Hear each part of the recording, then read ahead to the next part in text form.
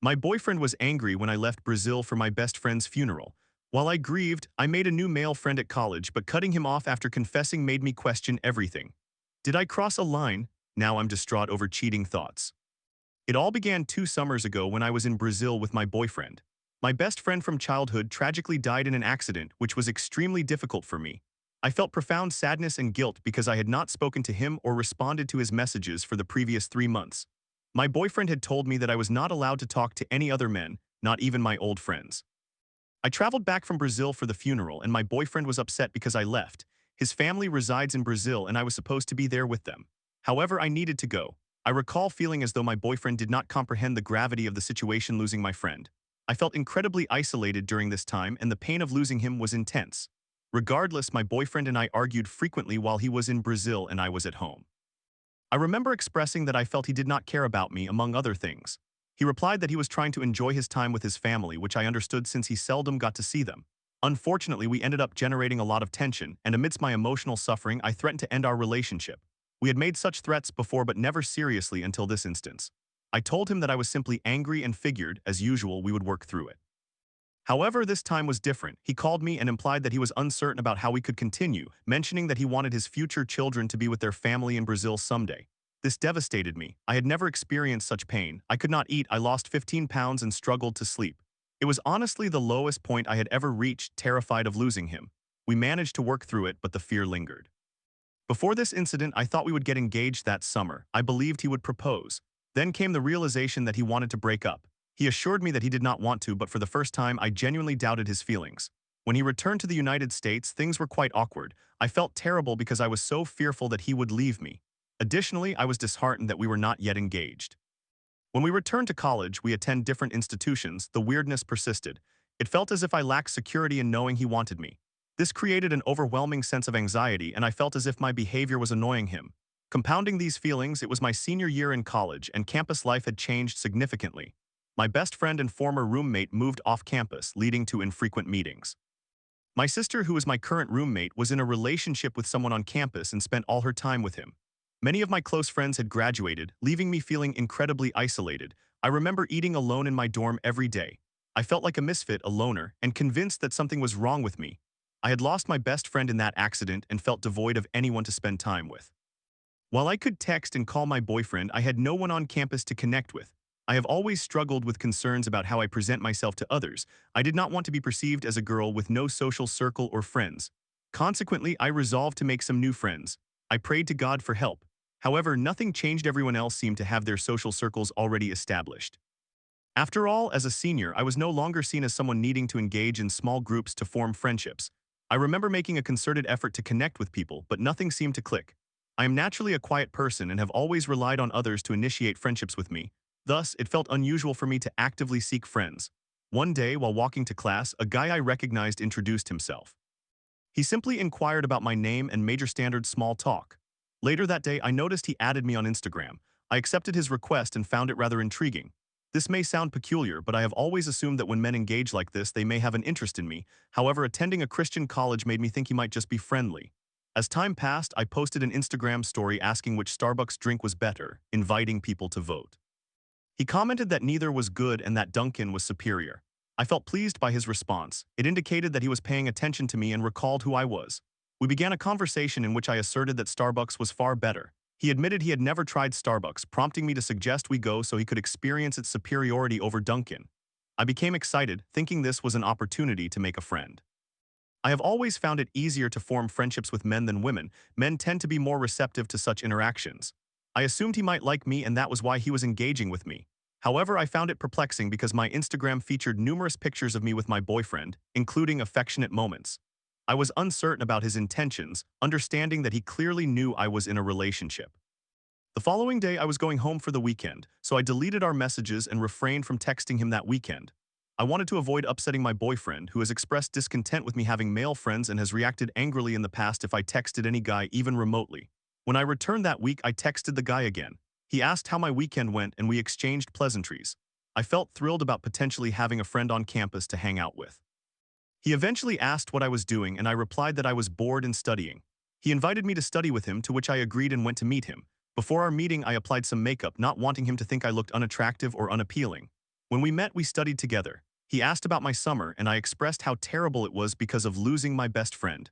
I shared that things were difficult due to my boyfriend as well. I think I opened up to him for various reasons. To be truthful, to indicate that I was in a relationship, and perhaps on some subconscious level to foster friendship by revealing some vulnerable aspects of my life, possibly hoping he would be more interested. I did not know if he had any romantic feelings for me, but I knew many of my past male friends had secretly liked me, which they later admitted. I thought that having a friend, even if it stemmed from a possible crush, was acceptable as long as I received a friendship in return. I found this guy unattractive and had no intention of dating him. Hence, I did not believe I was doing anything wrong. I was certain I would never break up with my boyfriend for him or engage in any behavior I considered cheating, such as flirting or anything physical. Thus, I thought if he had feelings for me, I could simply ensure I never reciprocated those feelings and everything would be fine. During our conversation, he expressed sympathy for me, and I unexpectedly became emotional, tears welling up as I spoke about my experiences. I felt foolish for being so vulnerable, but it was challenging to discuss the summer as it had been traumatic. He held me in a comforting embrace as we parted, likely because he felt compassion for my tears. Later, I texted him to apologize for breaking down in front of him when we had just met. He replied that it was okay and that he was glad he could listen. I thought to myself that he was a Christian and was just being kind out of pity. A few days later, he spotted me while I was getting coffee on campus and started chatting with me. I felt delighted to have someone to share coffee with. We discussed various topics, and I told him about a female friend he could speak to. He shared information about his family and even divulged his celebrity crushes when I inquired about his type. He then asked me about mine. I disclosed some names and began to wonder if he was doing it to gauge my interest or out of genuine curiosity. I made sure not to flirt with him during the conversation. Subsequently, I invited him to Starbucks after class. He accepted and offered to pick me up. While en route, he engaged in casual conversation, mentioning his hometown. Then he inquired about my relationship with my boyfriend. I shared some of my concerns. In hindsight, I realized I knew mentioning my worries might imply to him that I desired a breakup so he could have a chance with me. However, I felt certain I would not end my relationship, so I justified that it was not wrong. I appreciated having someone to listen, to give me focused attention, and to show they cared for me. I often followed my concerns up with reassurances that I loved my boyfriend and could not let him go. These concerns were true, but I dramatized them, making them seem more significant than they truly were because I wanted to marry my boyfriend. I remember feeling frustrated that part of my anger towards my boyfriend stemmed from my eagerness for him to propose. At this time, I never wavered in my commitment to being with him. Again, I mentioned my female friend to signal to him that I was trying to set him up with someone. I hoped to gauge his reaction in order to decipher whether he seemed to like me more. However, he claimed an attraction to her. I began feeling uneasy that if he began dating her, I would again find myself in the same situation where he would spend all his time with her, like my sister did with her boyfriend, leaving me solitary once more. This thought saddened me. I did not wish for him to date her, not due to any personal feelings, but because I feared being alone again. He paid for my coffee, which struck me as somewhat unusual, though an old male friend used to do the same. While we sat there drinking coffee, I spilled some on my hand and he cleaned it off with his finger, which I found slightly odd. Nonetheless, I somewhat enjoyed that he showed care. I believe I was craving human contact and emotional support. He was not my type in any way. In fact, he was the opposite of what I found attractive.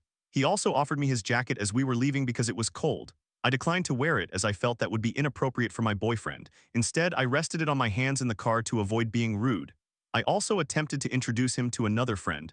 I wanted him and my boyfriend to meet someday, hoping they could become friends. However, I was uncertain how to propose this without upsetting my boyfriend about my male friend. I recall a time we were texting, during which I sent him the softball roster as I am on the softball team and inquired which one he would be interested in. He replied that none of them were his type, and I thought, maybe he really does not find me attractive. This realization intrigued me because most of my male friends would have responded with interest, implying that it was not worth pursuing because I was taken. I contemplated the notion of being unattractive but quickly dismissed it, telling myself I didn't want him anyway. Later, I disclosed everything that had occurred to my boyfriend. I researched whether having a male friend was inappropriate and found many sources suggesting that keeping it secret was wrong. This is when I decided to come clean. I did not wish to do anything unethical or hurt my boyfriend. I loved him deeply. I merely longed for companionship. I also thought that if my boyfriend and I did break up, I would never date that guy, but it would be comforting to have someone to lean on. In truth, I found this male friend unattractive and realized I did not have any genuine interest in him as a person. I did not pay much attention to what he said or what made him unique. I simply appreciated the fact that he engaged with me. The moment I confided in my boyfriend, I promptly ceased contact with that guy. I noticed that I felt indifferent about losing that friendship. It did not pain me to eliminate him from my life. I have been engulfed in fear since then because I read various materials discussing cheating. In the moment, I never thought I was crossing the boundary into infidelity. I believed I was maintaining boundaries. Now I am filled with anxiety. For the past year, I have awoken each morning haunted by concerns about whether I cheated. This has occupied my mind every second of every day out of fear. Story 2. Between a clingy girlfriend and a chaotic family, I'm torn. I feel like I'm holding back living the life I want, and I can't keep being this unhappy echo in my head. After all the stress of moving in together, should I leave it all behind?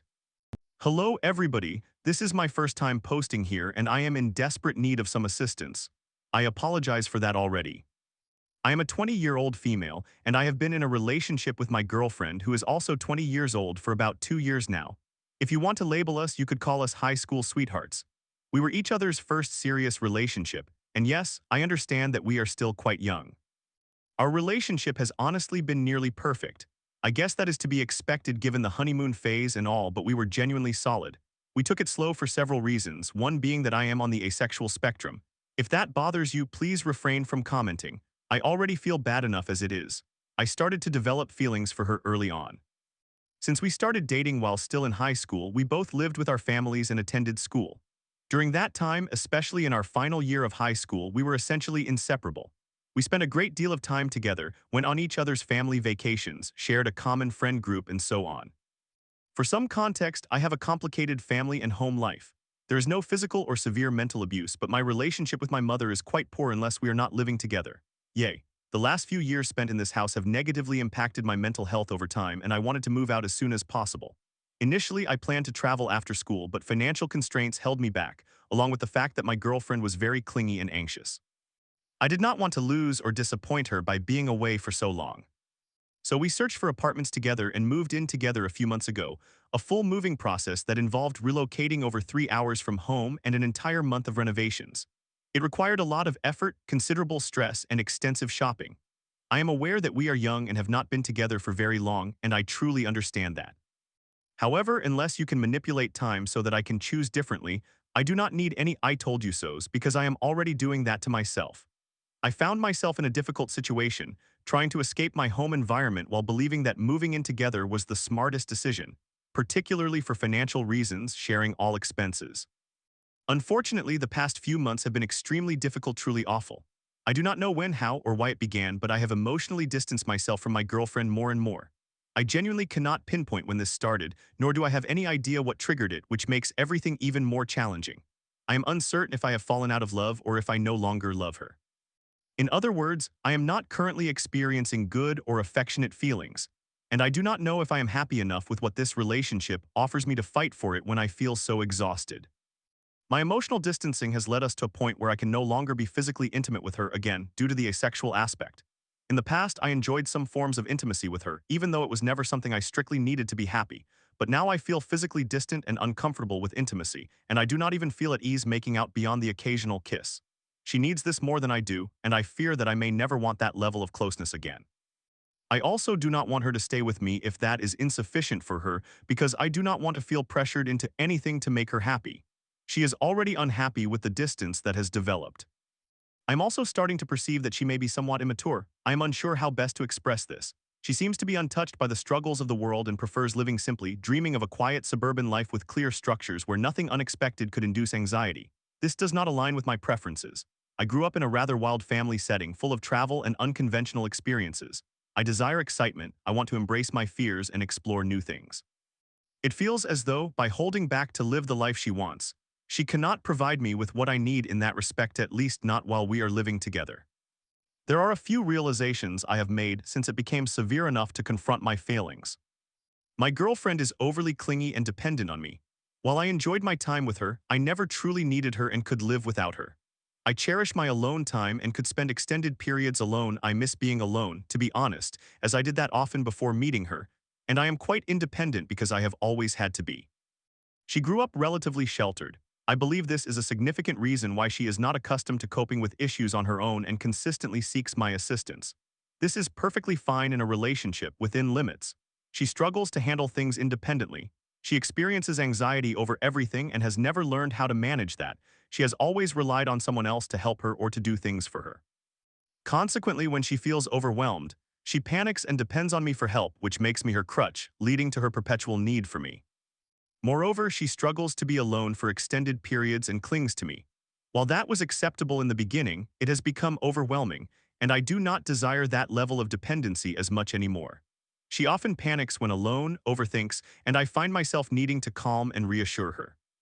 Lately, with my own uncertainties, she has turned to me even more for reassurance. And because I do not want to lie to her, she is frequently disappointed when I cannot provide the support and affection she desires. She has significant anxiety in general and does not know how to cope with it. I have encouraged her to seek therapy multiple times over the past year, yet she has not actively pursued this and instead looks to me for help to calm her down. At times, I feel like a therapist attempting to manage her challenges. Additionally, it is important to note that I have had a friendship relationship in the past that ended very poorly because the other person became overly reliant on me due to serious mental health issues that I was the only one able to assist her with. I informed my girlfriend from the start that I did not want a relationship like that, and without my realizing it, it has effectively turned into exactly that. She tends to be excessively passive. She recognizes that she struggles with anxiety and that it is severe, yet she does not take action. I understand that getting a therapist is not always easy, but she could at least conduct some online research, perhaps even check Reddit for tips and strategies to improve. Nonetheless, because she has me, and considering she is not in immediate danger and life could be worse, she does not actively attempt to implement any changes. She only takes action when situations become urgent. As I mentioned before, she has led a relatively easy and privileged life. She comes from a sheltered home with a loving family, has sufficient financial resources to not worry at all, and has not faced significant hardships. Of course, that does not mean her issues are invalid, but I often feel that she does not recognize her privilege and desires a comfortable, well-defined life. I often feel that she cannot comprehend my struggles, for instance, needing to earn money because my family cannot fully support me and juggling work while studying will be incredibly challenging. She has never even had a job as she has never needed one because her parents finance everything for her. While that is wonderful for her, she simply does not grasp my reality. I have realized that I once again allowed someone to violate my boundaries to avoid conflict or making someone sad. There are many instances where I disregard my own comfort and well-being to be present for my girlfriend. For example, when I express the desire to have some alone time, she immediately becomes upset, wondering if I do not want to spend time with her or if she did something wrong. I then feel guilty for making her sad and struggle to take my time alone without anxiety, so I stop asking for it. Situations like this occur frequently. She is extremely insecure about various matters, and I feel that I cannot ask her to suppress her feelings or hide her reactions, but I feel incredibly cornered and pressured because she responds so intensely, and I consistently feel responsible for her reactions. In general, while I do not consider myself perfect or anywhere near it, I feel that she displays emotional immaturity or is, at the very least, not mentally healthy enough. She becomes easily offended or hurt and often gets lost in her emotions, spiraling during arguments until they escalate far beyond what they should be. She only realizes this after she has calmed down, no matter how often I tell her that I do not want to talk when she is in that state, as it only worsens matters. She apologizes, but it keeps happening. I cannot blame her because those are her feelings, and she should not suppress them or feign indifference in situations. In any case, those are the most significant issues at present, and as you can see, it is not good. We have discussed this, and she is desperate to stay together because she loves me deeply. She has begun to recognize her codependency and is starting to improve mentally, even promising to seek help. I just do not know if that is sufficient. Perhaps I could move back home temporarily, even though I am unhappy with my mother, and attempt a long-distance relationship as a final effort while still allowing myself space to grow as a person. Maybe it seems clear that I should break up, but I feel extremely uncertain. What if I am merely too young and stressed right now, and things could improve again and I would be throwing away something good with someone who loves me so much? What if I never find anyone who loves me as she does, respects my boundaries such as my asexuality, and is so incredibly patient with me? I am not just ending a relationship, I am ending a whole life. Our beautiful apartment, everything we have built together, all the work and the stress of moving would be for nothing. Our families are intertwined, my brother adores her. Her parents have become like second parents to me and I love them dearly. What if I lose everything over something that may ultimately prove trivial? What if things could improve if I fought hard enough? On the flip side, I do not want to settle. I do not want good enough. I want something grand, thrilling, and exciting. I do not want to be held back. I do not want to waste time trying to mend something that is only causing me pain and that may not succeed in the end. Furthermore, I am incredibly anxious about how others will react. I will not disclose to others why I feel the way I do. I do not want people to have a negative impression of her. However, without context, others will perceive me as throwing everything away simply because I fell out of love. I dread being constantly judged. I fear the "I told you so and what did you expect" remarks because clearly this is not what I wanted. I feel that an outside perspective would be beneficial, and at least here I can discuss everything openly. Any advice would be greatly appreciated. I am struggling immensely mentally and reverting to unhealthy habits, and I cannot continue feeling this way. A change is necessary, I just do not know what direction to take.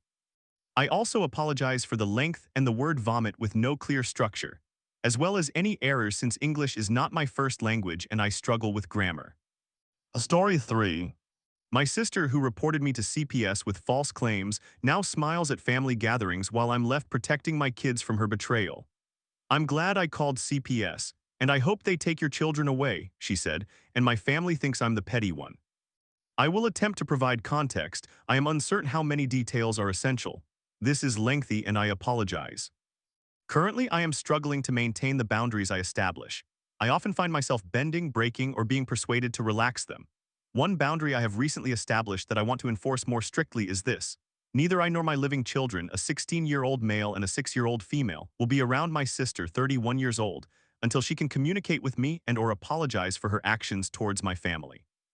My therapist wholeheartedly supports me regarding this, and several people I have discussed my situation with, locals who know both my sister and me, also endorse my stance. However, when I speak with my parents, primarily my father or my aunts, my father's sisters, about this boundary, they tell me that I am doing this to punish my sister for her behavior. My father insists that I should let it all go and live with grace, claiming that holding onto anger is not worth it. My sister has a pattern of spiraling every few years. She has struggled with substance abuse, including drugs and alcohol, and has had poor relationships. My sister has not been single since middle school and tends to choose unhealthy partners. Every few years, she enters a party girl phase and tells her family or concerned individuals that they are terrible people for doing certain things to her. This has surprised many people in the past, since they remember situations differently or did not realize that my usually sweet and thoughtful sister harbored such anger. Recently, in late September 2024, my sister had another one of these spirals. She was in an abusive relationship with a much older man who referred to her as a demon. She had a failing business that was accumulating more and more debt, and she owned 2 cats in an apartment that housed a BMW she did not drive, paying for all of this even though she barely utilized any of them. We received late-night phone calls, troubling text chains, and emotional conversations from her about horrible things others were doing or saying to her, culminating in her hospitalization. Once she was hospitalized, my father and I stepped in to assist with her business. He was retired, and I worked full-time and to care for her apartment and her cats. We had been offering to help her for months prior, but she never provided us with the necessary information to take significant action to aid her. It seemed her late-night phone calls were primarily for venting rather than for actual assistance. While I was helping at her business, I started to sense a strange atmosphere from the employees. They would express surprise that I was being so nice or commend me for doing so much for my sister, which confused me because, while I am not as outgoing and flamboyant as my sister, I thought I was approachable. Eventually, one of the employees revealed that she felt guilty for my efforts because everyone knew what my sister had said about me.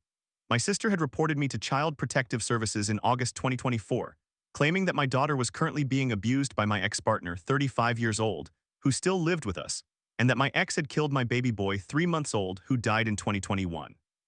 In 2021, my baby became limp, and my ex and I rushed him to the emergency room. The doctors could not explain how he had brain bleeds without any visible signs of physical trauma, so they labeled it as non-accidental trauma. The physician who categorized this has since regretted it and written letters to the court regarding this decision. This initiated a dreadful and traumatic series of events involving Child Protective Services and the police, which has profoundly affected me. It was horrendous to have to drive 3 hours each time between the hospital, where my baby remained in critical condition, to attend court meetings, lawyer consultations, and police depositions regarding my 2 children being taken from me to live with my parents. Hearing from the medical professionals that they could not comprehend what had happened to my son, given the absence of abuse indicators, only to return to my hometown where older police officers and social workers, more educated and experienced than I was, told me without hesitation that I had harmed my son was absolutely devastating. We were never charged with any criminal offenses, and our cases with Child Protective Services were dismissed, though not without prejudice, so a determined individual could potentially reopen them. However, we endured a series of inexplicable, false, and deeply damaging experiences during the time our baby was gradually fading away in the hospital. He passed away when he was 3 months old. This situation was deeply traumatizing for me, and every time I had to return to town from the hospital to care for my children or respond to a social summons, I would rely on my sister and my mother for support about the events unfolding. My relationship with my ex never recovered, and it had already been struggling. I have developed harmful habits, and he has anger issues. There was an altercation between him and my daughter, who was 4 at the time, in 2023, which I immediately reported to my therapist, who is a mandated reporter.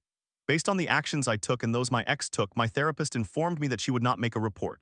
We devised a plan to keep my family safe, and my ex began attending therapy, which seemed to deeply shake him into recognizing his behavior and implementing genuine changes in himself. We broke up, but he could not move out due to poor credit and housing costs. However, he continued going to therapy to work on his relationship with the children, and by August 2024, significant improvements had been made.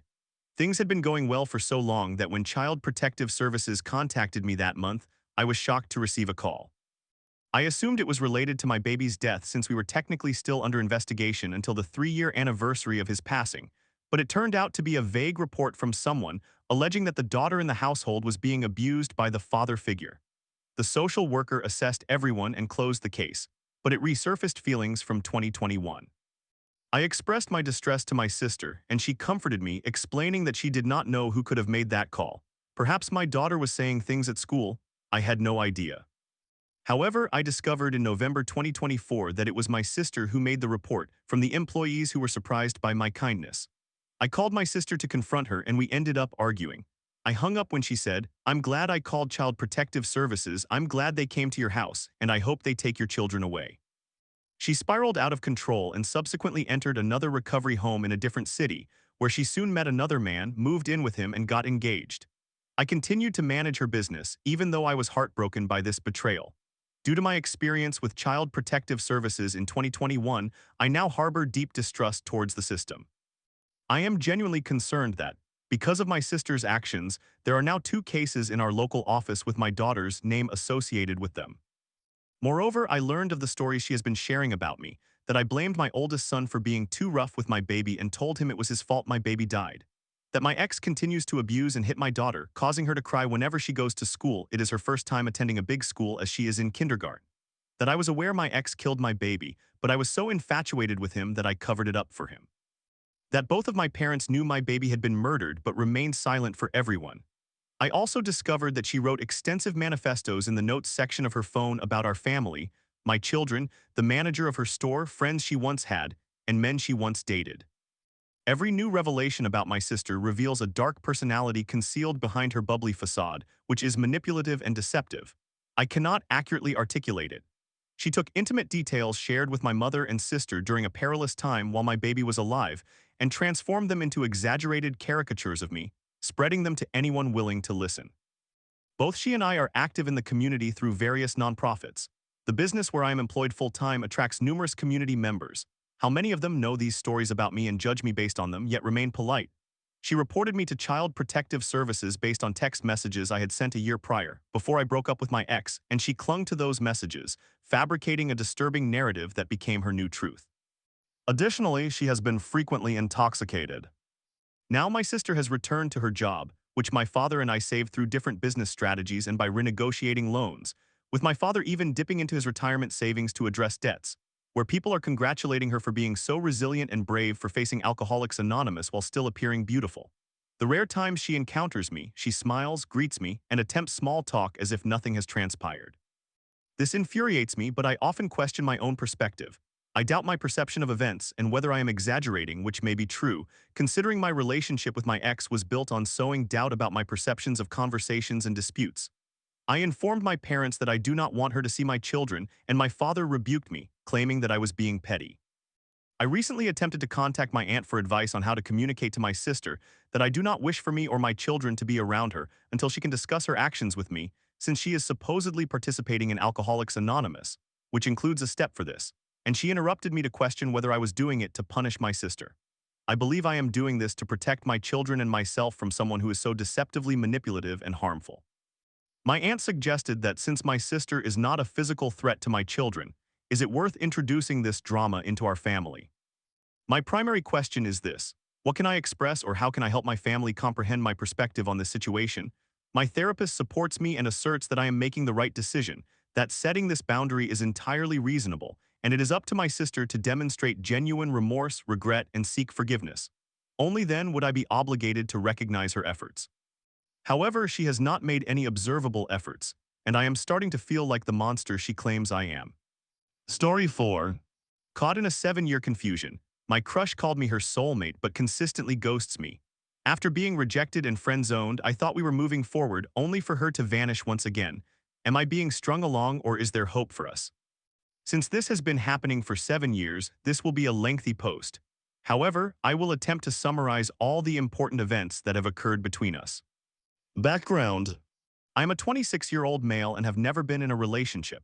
A few opportunities have come and gone, but none have ever lasted for various reasons. When it comes to anything related to relationships, I tend to overthink, as will likely become evident later, and I experience a great deal of anxiety. The girl, whom we will refer to as Alyssa, is a 26-year-old female who has been in several relationships, 2.5 of which took place during these 7 years. I will not delve into much detail about these relationships, if at all, to avoid revealing anything private. Year 1. Our first encounter occurred when we were both 19 and in our second year of university. We took a class together and sat at the same table. Ultimately, not much happened during this time, but I did develop a slight attraction to her and we had excellent chemistry. However, towards the end of the class, I discovered that she had a boyfriend, so I let it go. We ended up being in 2 of the same classes the following semester, where I learned that our majors were the same. Previously, I was undecided. Again, not much happened, but we began texting about assignments, and by the end of the semester, we were friendly and planning our classes around each other. Year 2. There is nothing particularly significant to report this year. We were gradually getting closer, but still not to the point where we would hang out outside of classes. At this stage, we were starting to text about more than just assignments, but for the most part, nothing exciting occurred. At this point, I like her but would never make a move knowing she is in a relationship. I mean, I am so anxious that I probably wouldn't have made a move even if she weren't in one. Regardless, I was not going to cross that line. Year 3. This is when things began to heat up for me, albeit one-sidedly. At the beginning of year 3, we were still in all the same classes and texting frequently. COVID-19 hit this year, so everything transitioned online and we were geographically far apart. One day, while barely paying attention in class, I looked at her Facebook page and noticed she no longer had the in a relationship status. Although I was fairly certain it had been there before, I asked her about it, and yes, she was single. This was probably my first major mistake. I had developed a bad habit of revealing everything all at once, which is the same thing that led to the failure of my last 4 attempts at relationships.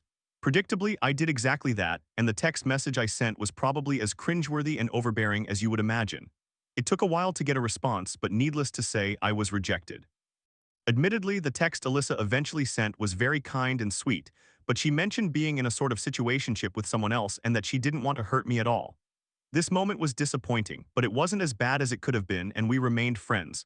However, as we all know, things change after someone expresses their feelings. Year 4, things finally start to get deeper here, so year 4 will be longer than the previous years. This was our final year in university, and Alyssa and I became quite close. COVID-19 restrictions were gradually becoming more relaxed, and classes eventually resumed. Alyssa and I lived close to each other, so we would walk home and spend time together outside of class quite frequently. I avoided mentioning my feelings again, but I was aware that the previously mentioned situationship did not work out for her. One day, while walking home, we were about to part ways at the same intersection as always. As we were saying goodbye, she said, "I love you." I remember my eyes widening in surprise as I looked at her for a moment. It caught me completely off guard. I think I awkwardly said it back. Honestly, I cannot remember as I was panicking. All I could think about afterward was whether it was the kind of "I love you" said to friends or something more. We began to develop more serious feelings, and I became increasingly confused about what we were to each other. Winter came and went, and we entered our last semester of university. During this semester, everyone in our major was placed at outside companies. By pure chance, Alyssa and I ended up working at the same company on the same team. So since we were still living near each other after the break, we carpooled together on orientation day. On the drive back, I attempted to bring up our relationship, which made things awkward. Alyssa started talking about the clouds in an effort to change the subject. At that moment, I was thinking, God, just get me home. I had no idea that when I brought this up, she had just begun a relationship 3 days prior with a friend of her sister's. Since it was our final semester, we had a capstone project that consumed several months of our lives. Once we completed it, we went out with a small group of friends to celebrate. Neither Alyssa nor I drove, and we ended up getting much drunker than we intended. Toward the end of the night, most of what I drank did not stay down, and when I thought I had purged everything, our friend drove everyone home. Alyssa and I were in the back seat, and apparently I hadn't gotten everything out that I needed to. I ended up getting sick into a bag and started freaking out, apologizing profusely. I was a lightweight who had just started drinking. At that moment, Alyssa pulled me close and somehow made time feel like it stopped. This was the moment I would say I truly fell for her. No one had ever made me feel that way before. Keep in mind, she was still dating her hometown boy at this point, but she was inebriated. We remained like this for the rest of the car ride. She invited me into her apartment to spend the night, and it took a lot of drunken self-restraint to tell her I couldn't. Thankfully, I was not as drunk as I had been earlier in the night, and I was driven home, albeit more confused than ever. I later mentioned this moment to her, and she didn't remember it taking place. I didn't realize this at the time, and it probably should have been obvious, but she and her boyfriend were experiencing serious issues before the car ride. From this point forward, things started to become more complicated. Occasionally, I would say things that I really shouldn't have, and many of our interactions would conclude with her asking, "Do you hate me?" Unintentionally, I began to say hurtful things such as, "From your perspective, a best friend is probably more than you could have ever expected from me, but from my perspective, you stopped short of everything I wanted us to be." Dramatic, I know, and us being friends is still a red flag. I never hated her, I hated that I couldn't read her mind. Years 5 and 6. University came to an end. We did not completely sever ties, but it became clear that we were both causing each other pain and we kept our distance. She broke up with her hometown boy, was single for a very brief period, and by the time I saw her next, she was dating her high school sweetheart. At that point, it didn't faze me much. I was upset by what we became, but I could not pretend I was blameless in the outcome. This moment is where I truly feel lost about how to handle the situation. We are now at the end of year 6. We were supposed to do something for the first time in a long time with the friend whose car I got sick in, but the friend canceled. Alyssa went out with some friends near my new place, and on a whim, I invited her over. After a car ride filled with a great deal of karaoke, we talked in my room and caught up. The conversation became deep. She told me she was breaking up with her high school sweetheart. She paused, then admitted that their last argument was about me. Why? We hadn't seen or heard from each other for 8 months. Then Alyssa looked me in the eyes and said that I was her soulmate and that both of her last 2 boyfriends were aware of this. Similar to when she first said, "I love you," I was completely caught off guard. By this point, I had long given up on the idea of a relationship between us succeeding. I essentially told her, "Look, every time you're single, you rush into something with someone else. When you end it, you should genuinely take that time to discover what you're seeking, and I will be here." We ended up cuddling and fell asleep that night until around 3 a.m. when she woke up and left for home because of her cat. Current year. The event I just recounted occurred almost 5 months ago. For the first month, I am almost embarrassed to admit that I completely fell for her again. However, any texts I sent after about a week received dry responses after 15 hours, and before long I stopped sending messages. I sent one a few days later, asking if we were good and expressing confusion over how I should interpret that night. I was practically cut off immediately afterward. She responded by saying I was not being avoided, but that she was just taking time for herself as I had suggested and that she was kind of isolating herself from everyone while she did that. She mentioned she was doing very well. That is fantastic, I am happy for her. However, I am not doing well at all, I am more confused than ever. In the last 3 months, there has been almost no correspondence. To call me a soulmate and then ghost me, I don't think I understand. TLDR. I am a 26-year-old male and my crush is a 26-year-old female. We have had moments where I truly felt like something was going to happen, but then it just does not. It has been 7 years of wondering whether she is genuinely interested or if I am simply being strung along. A lot happened between us at university, only for it to conclude somewhat messily. But almost out of nowhere, she calls me her soulmate, and I am uncertain how I should be feeling.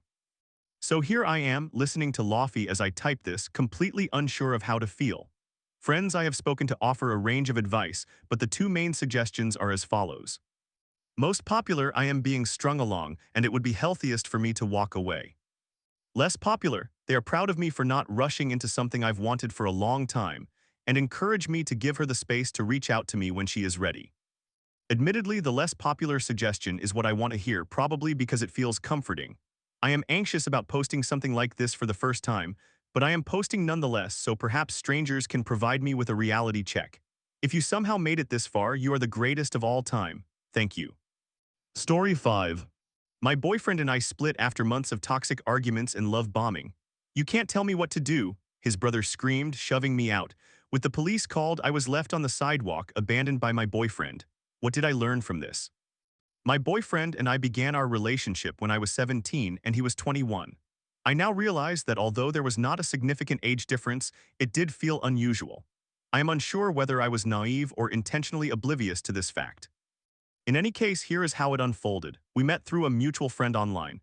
We began chatting and got along well, soon engaging in flirtation and discussing intimate topics. I found it entertaining and did not anticipate that it would lead anywhere. About a month or two after we connected, our conversations increased significantly. Despite this, I still was not particularly interested in him, as I mentioned earlier. I viewed our discussions about intimate subjects merely as a playful exchange online. 3 months into our relationship, he asked me to be his girlfriend. I agreed, but to be honest, I am not entirely sure why. Perhaps the attention I received from him was appealing. I mistakenly thought that an older guy would be more mature and could offer more than someone my age. The first 3 or 4 months of dating felt similar to our initial conversations, very enjoyable yet quite intimate. This was something I was not always comfortable with.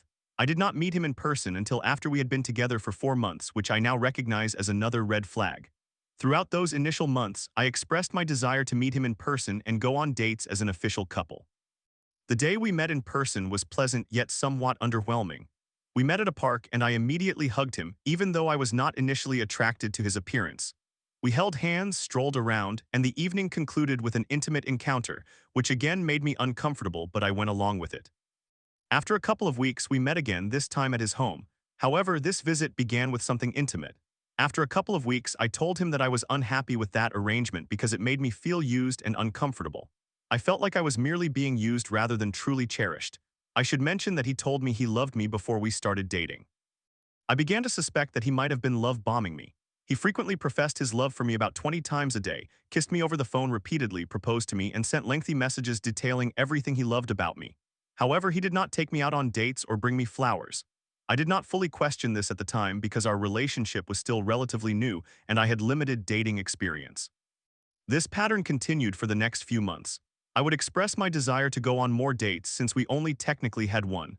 I am uncertain if our first meeting counts as a date, but regardless, I communicated that I did not want to continue being intimate unless he took me out more often.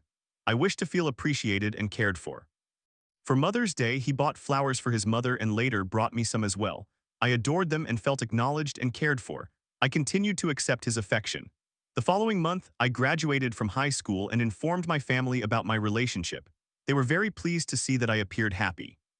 After my graduation, I genuinely felt that everything in my relationship began to deteriorate. He gradually stopped expressing sweet sentiments and ceased performing small, kind gestures like he had previously. I addressed how he was doing these things less often and explained that I missed them because they genuinely made me happy and made me feel loved. He would discuss it with me and promised to resume those actions because he genuinely wanted to help me feel the love that he had for me. I believed him and stayed. In the beginning, our conversations flowed smoothly. He provided lengthy responses that demonstrated his understanding. However, after graduation, his replies became shorter, less understanding, and less helpful. I raised these issues that caused me unhappiness. I told him that I wanted to go out more since we spent nearly all our time in his room, being intimate and watching television. I expressed my desire for flowers, which I find beautiful and which would make me feel cared for, as he had done once before. I longed for him to perform the small gestures that I once cherished and enjoyed. I wanted more engaging conversations with him that did not repeat every few weeks. He consistently assured me that he understood how these matters affected me, why I desired them, and how hurtful it was to feel unheard and unappreciated. He would articulate exactly how I felt and emphasized his understanding, claiming he would expel all his effort to change because he wanted to be the boyfriend I deserved. After months of addressing these concerns repeatedly, I stopped communicating with him effectively. I grew increasingly irritable and unkind. I became short with him and would roll my eyes whenever he made the same promises. Our discussions morphed into arguments. This shift was not entirely intentional but was fueled by frustration and resentment. Our disputes escalated and he contributed less and less effort. I attempted to control my temper, remain calm, and articulate my feelings more clearly to improve our communication and move forward. However, I saw no noticeable improvement from his side. After approximately 3 months of ongoing arguments and intimate encounters whenever he wanted, we caught the attention of his parents. They approached us about our arguing and subsequently grew indifferent towards our relationship. A few months later, while we were engaging intimately, his mother overheard us and loudly mocked me through the door. Despite us not being loud, it was quite bizarre and uncomfortable. Following that incident, she often insulted me, calling me shameful names. My boyfriend did not defend me against her. After a few more months of arguing, my parents reached their breaking point. They grew weary of hearing our arguments over the phone and I was asked to leave. I moved in with my boyfriend and his parents because I had nowhere else to go. After a few weeks, we argued once more and his parents expelled me by sending over his brothers, whom I had never met before, both of whom were at least 6 years older than I am. One of his brothers awakened us by banging on the bedroom door. He spoke with my boyfriend first and then addressed me in front of the entire family while they all hurled insults at me, and once again my boyfriend did not defend me. Both of his parents decided they wanted to evict me, so I began packing my belongings. His brother asked me to come out and talk again. We had already conversed for almost 3 hours, and I did not want to waste more time since they insisted that they wanted me gone immediately. I told him that I needed to finish packing promptly and did not wish to talk any further. He then entered the room, screamed in my face, and slammed his fist on a table next to me. He stated that he was not asking me, and I began to shake and panic. I told him that I could not engage in conversation and needed to finish packing as they requested. He then grabbed me by the neck and the arm and forcefully pushed me outside. I was crying during this ordeal as I glanced at my boyfriend, who once again did nothing to protect or defend me. His brother is roughly 6 years older than him, thus around 10 years older than I am. I subsequently called the police and sent a text to my father, with whom I have almost no contact. The police arrived shortly and I explained to them what had transpired. The police instructed them to gather my belongings and place them on the sidewalk. After that, the police left, as did my boyfriend and his entire family. They abandoned me on the sidewalk, not allowing me to discuss our relationship status with my boyfriend. My father arrived about 20 minutes later and spoke with me for a while.